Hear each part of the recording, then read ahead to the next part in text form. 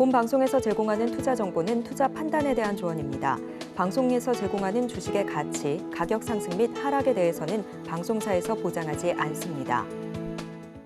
시청자 여러분 안녕하세요. 코인 뉴스룸 진행의 이지영입니다. 최근 암호화폐 시장은 고점을 찍은 이후에 어느 정도의 조정 국면에 들어간 모습인데요.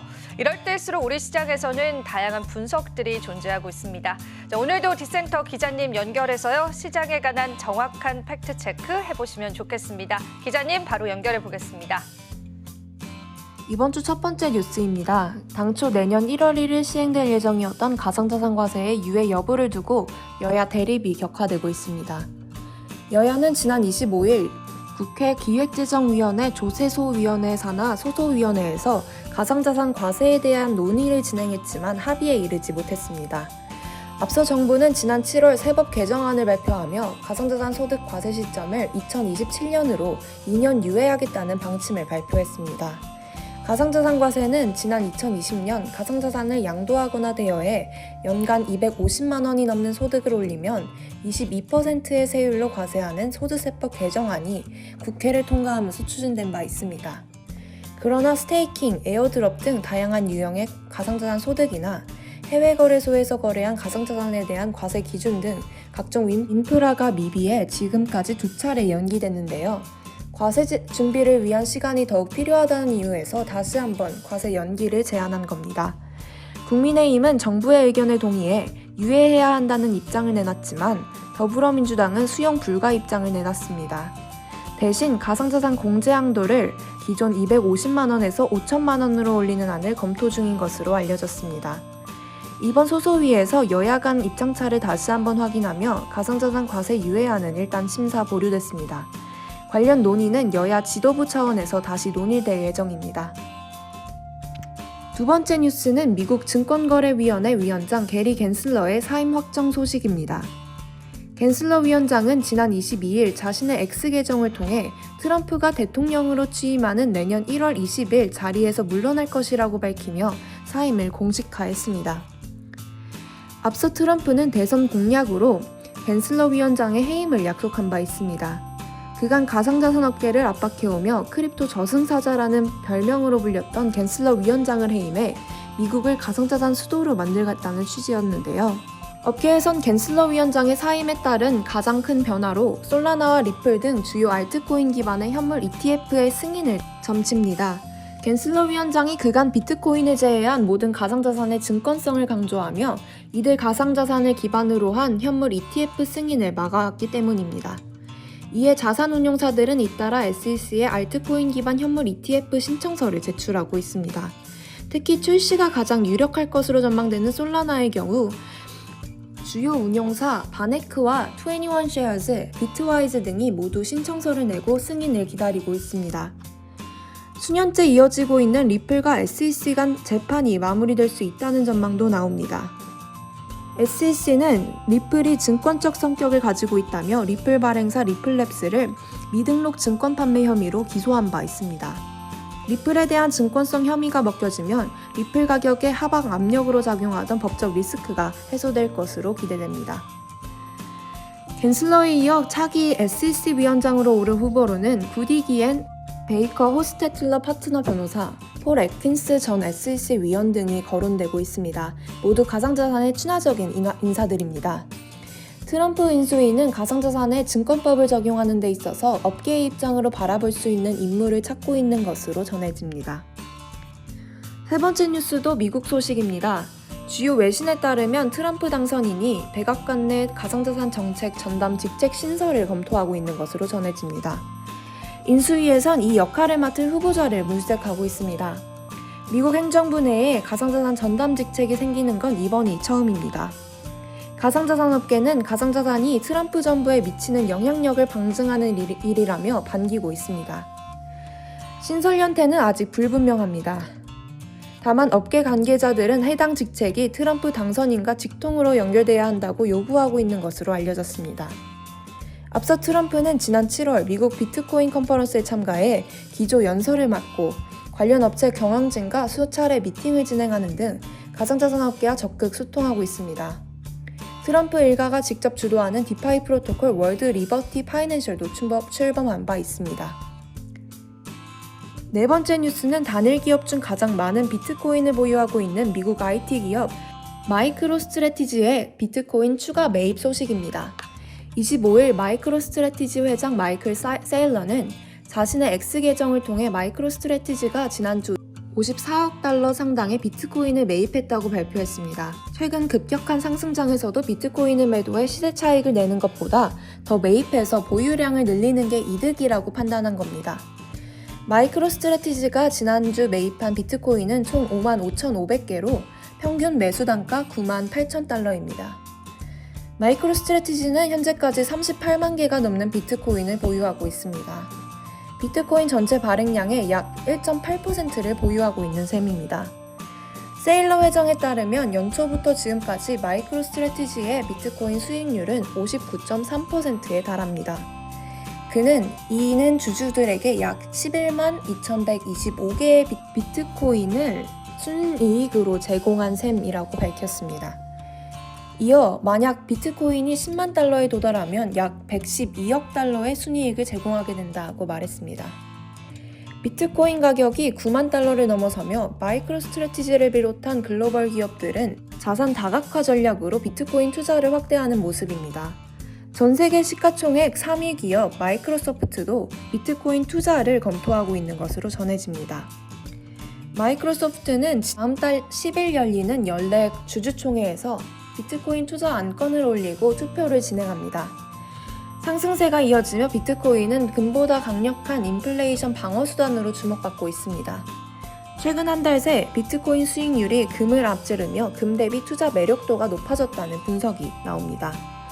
골드프라이스에 따르면 최근 한 달간 금은 2% 하락한 반면 비트코인은 48% 올랐습니다.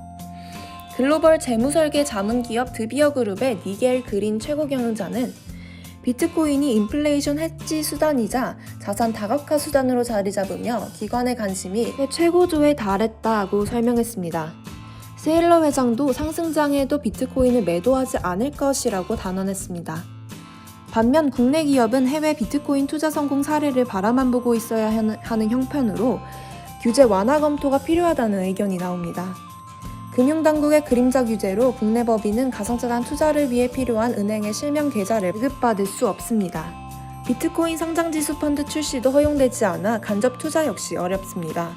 이 같은 비판에 이달 금융위는 가상자산위원회를 출범하고 법인 계좌 허용, ETF 승인 등을 검토하겠다고 밝힌 바 있습니다. 다섯 번째 뉴스는 국내 가상자산 예치 서비스 소식입니다. 지난해 갑작스럽게 출금을 중단하며 논란을 빚었던 가상자산 예치 서비스 델리오와 하루인베스트가 결국 파산 절차를 밟게 됐습니다. 22일 서울회생법원은 델리오의 파산을 선고했습니다. 재판부는 출금 정지 조치 및 운영 중단 경위, 피해 상황 등에 비추어 지급 불능의 파산 원인이 인정된다고 판시했습니다. 채권 신고는 내년 2월 21일까지 진행되고 3월 19일 서울회생법원에서 채권자 집회 기일이 열릴 예정입니다. 채권자와 채권액 등을 파악하는 채권 조사도 진행됩니다. 델리오는 사용자 가상자산을 예치받아 운용하며 수익을 발생시켜 이자를 지급하는 사업을 영위해온 예치 사업자입니다. 그러나 2022년 11월 미국 가상자산거래소 FTX가 파산하면서 지난해 6월 14일 갑작스럽게 출금을 중단했습니다. 델리오는 앞서 법원에 회생을 신청했으나 회생법원은 계속 기업 가치가 상상 가치보다 크지 않고 회생 절차가 채권자들 이익에 부합하지 않는다며 지난 4월 기각한 바 있습니다. 법원은 앞선 20일에도 하루인베스트 관계사 하루매니지먼트 리미티드의 파산을 선고했습니다. 이상 최근 가상자산 주요 이슈 말씀드렸습니다.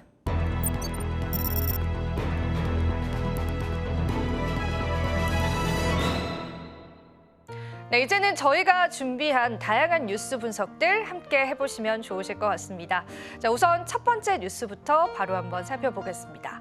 지난주에 미국의 비트코인 현물 ETF에서 채굴량의 10배 수준의 금액이 흡수됐다라는 그런 분석 나왔습니다. DL뉴스가 지난주 미국의 비트코인 현물 ETF에서 무려 33억 달러 이상의 규모가 유입됐다라고 분석을 했는데요. 비트코인이 한 주 내내 9만 달러 선에서 거래된 것을 감안하면요, 약 3만 비트코인을 매수한 것입니다. 같은 기간 채굴된 비트코인 물량의 10배에 달하는 규모인데 현재 미국의 비트코인 현물 ETF는 약 105만 비트코인을 보유하고 있고요. 이는 전체 비트코인 공급량의 약 5.3%에 해당합니다. 연말까지 이러한 순유입 추세가 지속된다면 비트코인의 창시자 사토시 나카모토의 보유량을 추정하는 110만 비트코인을 넘어설 것으로 예상된다고 분석했습니다. 매체는 이번 비트코인의 랠리 요인으로 미국 대선 공화당의 하원 장악과 또 중앙은행 금리 인하, 그리고 마이크로 스트래티지의 대규모 비트코인 매입 등을 지목했습니다. 옆에 보이시는 것처럼 엄청난 자금이 유입된 것으로 확인이 되고 있는데요. 실제로 최근에 비트코인의 가격은요, 현물 ETF의 유입량과 굉장히 밀접한 관련을 겪고 있습니다.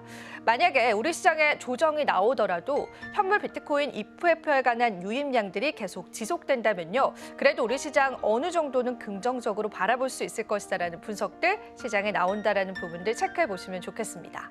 자, 그럼 이어서 두 번째 소식으로 바로 넘어가 보겠습니다. 트럼프 2기 행정부가 암호화폐 시장 규제를 위해서 CFTC에 관한 권한을 확대하겠다라는 계획이 시장에 나왔습니다. 오블록체인에 따르면요, 차기 트럼프 행정부는 암호화폐 시장 규제를 위해서요, CFTC의 권한을 확대할 계획인 것으로 알려졌습니다.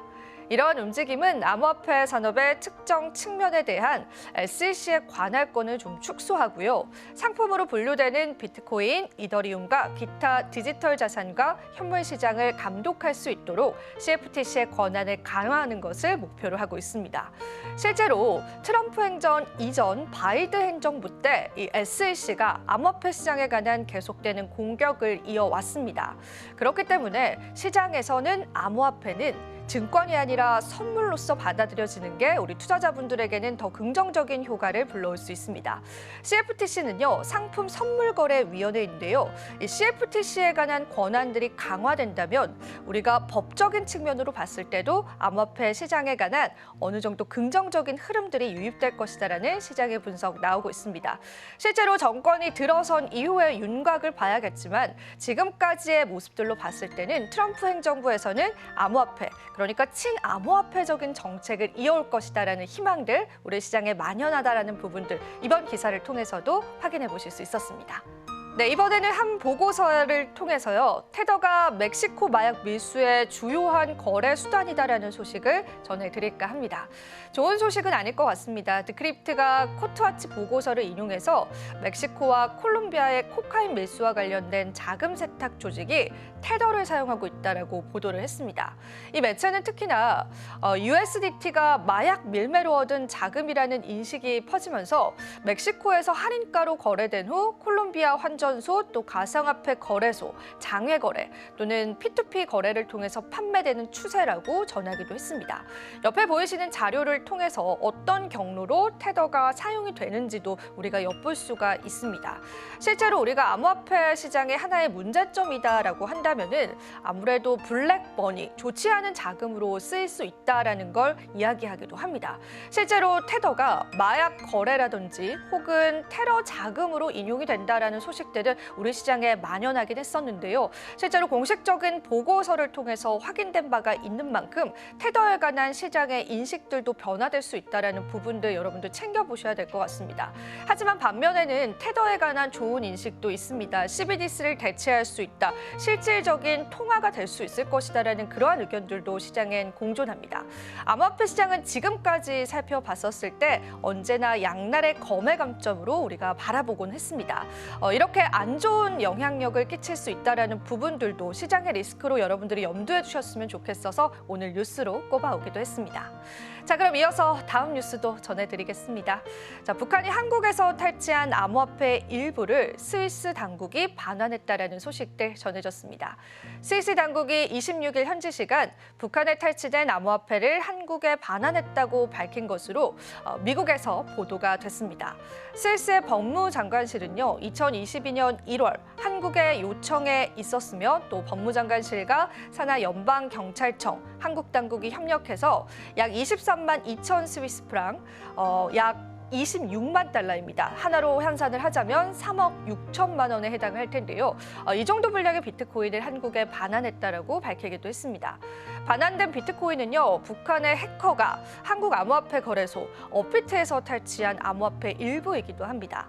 한국의 경찰청 국가수사본부는요, 지난 21일 국내 가상자산 거래소 업비트에 보관돼 있던 암호화폐 이더리움 34만 2천 개가 2019년 11월 탈취된 사건과 관련해서 북한의 정찰 총국 소속 해킹 조직 라자루스와 안달리엘에게 소행이다라고 밝히기도 했습니다.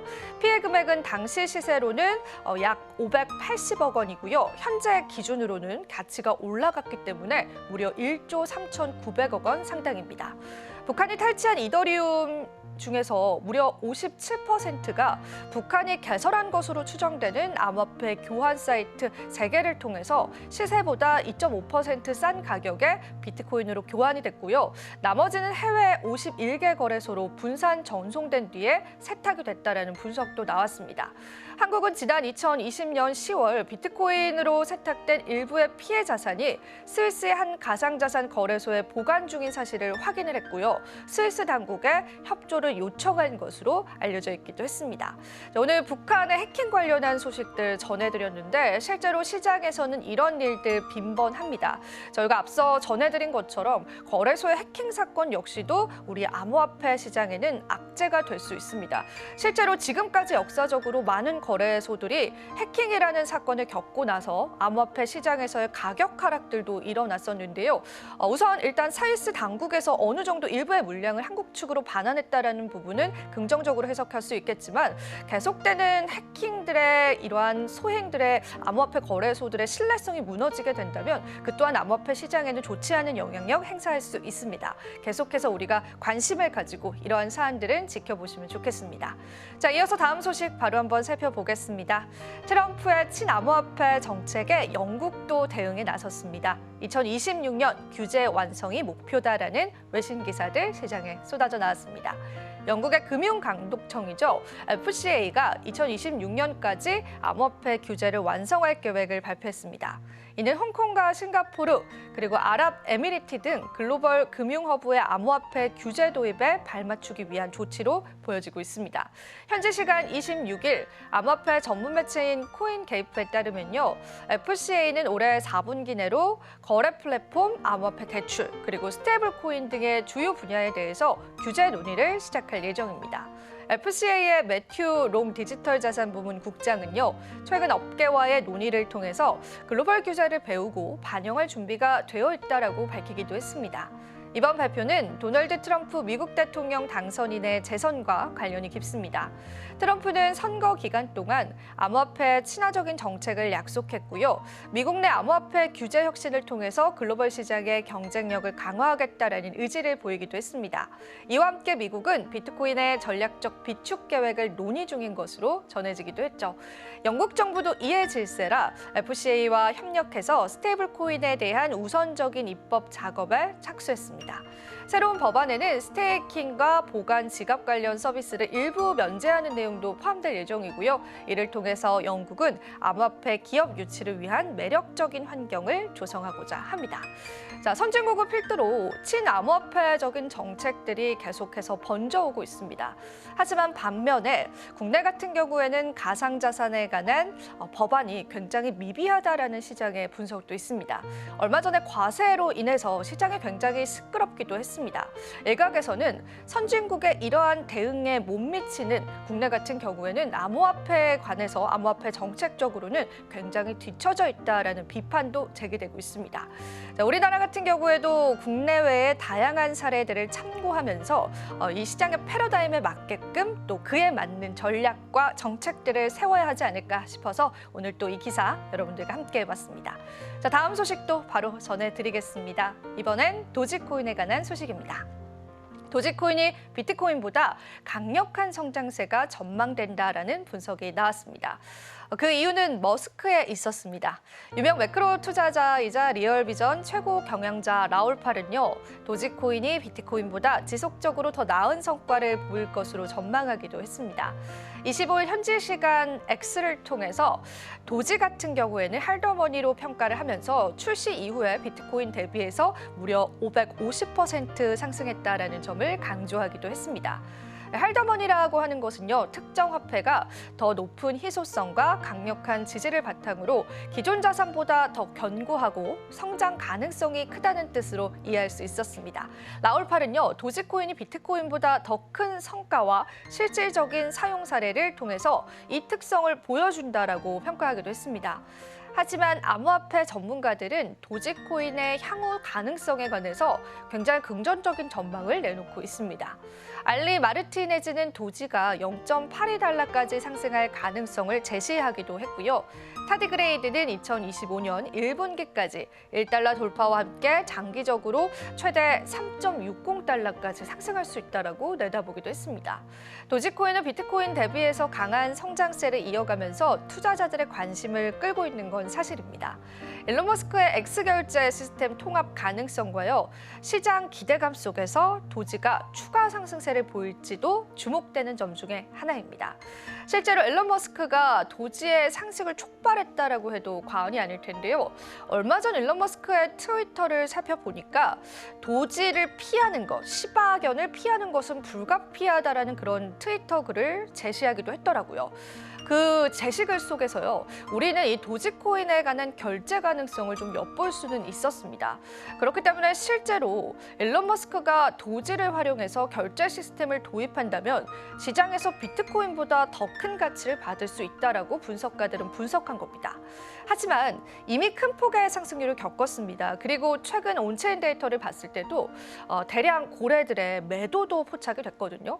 그래서 가격적인 시세로 봤을 때 우리가 이 도지코인에 관해서 어디까지 상승할지 여부에 관해서는 조금 더 객관적으로 바라볼 필요는 있을 것 같습니다. 하지만 일각에서는요, 이 도지의 결제 시스템 가능성이 부각되고 있는 만큼 추후에 만약에 결제 시스템으로 반영이 된다면요, 시장에 또 한 번의 펌핑이 올 수 있다는 분석도 여러분들이 챙겨보시면 좋으실 것 같습니다.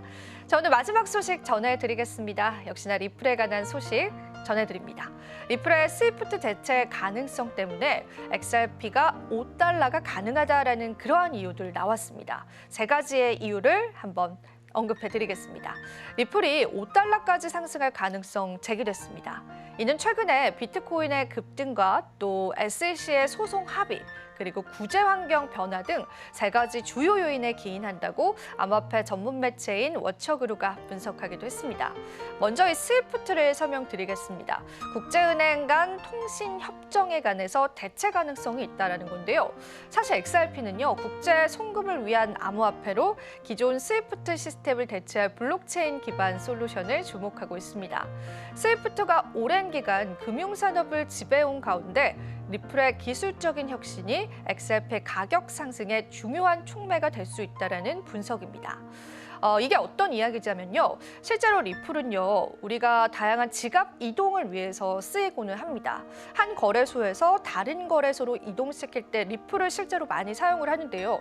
실제로 통화 시스템으로 사용될 가능성이 크다라는 분석이 나오는 것이죠. 만약에 이게 현실화되게 된다면 리플의 가치 역시도 커질 것으로 시장이 분석하고 있다라고 해석해 볼 수 있겠습니다. 자, 다음 이유도 말씀드려 보겠습니다. 다음은 SEC의 소송 종료입니다. 많은 분들이 기대하는 사안이시죠?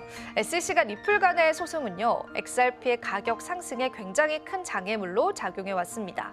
2021년 강세장에서도 XRP는 최고치를 경신하지 못했습니다. 올해 소송 합의로 1억 2,500만 달러를 지불하면서 사실 법적인 문제는 어느 정도 해결했습니다. 이를 통해서 XRP는 규제 리스크에서 벗어나서요, 강력한 상승 동력을 확보하기도 했습니다. 그렇기 때문에 앞으로 이러한 상승 동력이 이어진다면 추가 상승도 일어날 수 있을 것이다라는 시장의 분석에 있다라고 보시면 되겠습니다. 마지막 이유도 살펴보셔야겠죠. 트럼프 행정부의 규제 완화, 그리고 트럼프 대통령 당선인의 친암호화폐 정책 역시도 시장 전반에 긍정적인 영향을 미칠 것으로 기대가 되고 있습니다. 특히 암호화폐 시장의 규제 완화와 암호화폐 차르 임명이 예고가 되면서요. XRP 추가 상승 가능성의 무게 역시 실리고 있습니다. XRP는 최근 한 달 동안 160% 이상 상승하면서 강력한 상승세를 유지 중입니다. XRP가 5달러를 향해서 추가 상승을 이어갈지 시장의 이목 집중되고 있습니다. 자, 정리를 해보자면 첫 번째로는 결제 시스템으로 사용할 수 있다라는 부분들, 그리고 두 번째는 역시나 소송 리스크가 해소됐다라는 부분들, 마지막 세 번째는 미국 정부의 친암호화폐적인 정책들이 리플의 가격 상승을 일으킬 수 있다라고 보고 있습니다. 실제로 최근에 온체인 지표를 보더라도요, 리플 코인 같은 경우에는 고래들의 매집이 포착이 되기도 했습니다. 하지만 우리가 또 우려할 부분들이 있죠. 단기간에 너무나 크게 상승을 이뤄냈다라는 부분들인데요. 사실 그런 부분들 때문에 시장에서의 의견들도 갈팡질팡하고 있습니다. 리플이 과연 어디까지 올라갈지 분석가들마다의 의견은 다양합니다. 2달러를 내다보는 분석가도 있고요. 3달러 그리고 더 나아가서 5달러까지 내다보는 시장의 분석이 있습니다. 하지만 우리는요. 그래도 좀 쉬어가는 흐름에서 리플 코인을 바라볼 필요가 있겠고요. 그래도 다행인 건 1달러 선을 잘 유지해주고 있다는 부분인 것 같습니다. 여러분들께서는 어떤 가치에 조금 더 집중하고 계실지 오늘 뉴스가 도움이 되셨으면 좋겠습니다. 네, 이렇게 해서 오늘 코인 뉴스룸 다양한 뉴스들 전해드렸습니다. 오늘도 여러분들에게 도움되셨을 시간이길 바라고요. 저희는 다음 이 시간에 더 알찬 정보들, 더 발빠른 소식들로 찾아뵙도록 하겠습니다. 오늘도 시청해주신 여러분 고맙습니다.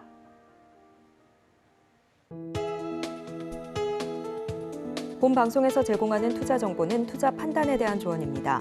방송에서 제공하는 주식의 가치, 가격 상승 및 하락에 대해서는 방송사에서 보장하지 않습니다.